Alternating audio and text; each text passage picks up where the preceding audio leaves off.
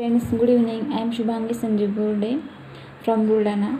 Now today's date is 13 January 2020 and today's video topic is recursion in Java.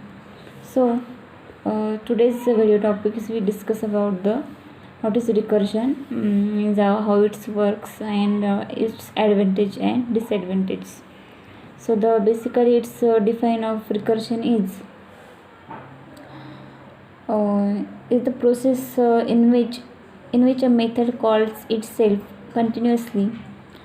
A method in Java that's called itself is called as recursion methods, and this process is also called as recursions. So let's see them. What is the base conditions in recursions? In the recursive program, the solution to be the base case is provided and the solution of the bigger problem is expressed in the term of smaller problem.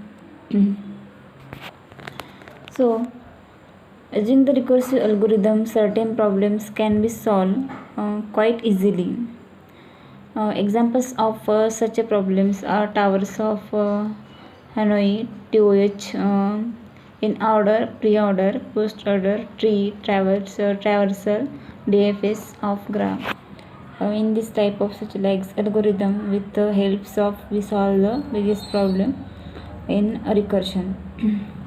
So, how a particular problem is solved using the recursion. So let's see. The idea is to represent the problem in term of one or more smaller problem and one or more base conditions that stop the recursion. For examples, we compute the factorial n n if we know the factorial of n minus 1. The base case of factorial would be the n equal to 0. And we return 1 when n equal to 0. So the why stack overflow error occur in recursions.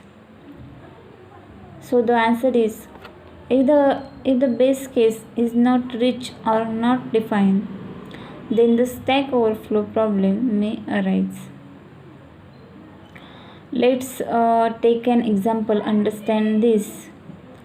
So if a fact 10 is called, it will call a fact 9, fact 8, fact 7 and so on, but the number will never reach 100. So the base case is not rich.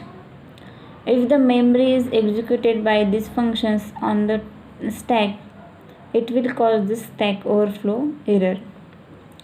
So what is the difference between direct and indirect recursions? So let's see. A function fun is direct recursive if it calls the same functions fun. A function fun is called indirect recursive if it calls another functions or say fun new, and fun new calls fun directly or indirectly. Difference between direct and indirect recursion has been in a table 1. Let's see. So the next one, see how memory is allocated to the different function called in recursions. When any function is called from main methods, the memory is allocated to it on the stack.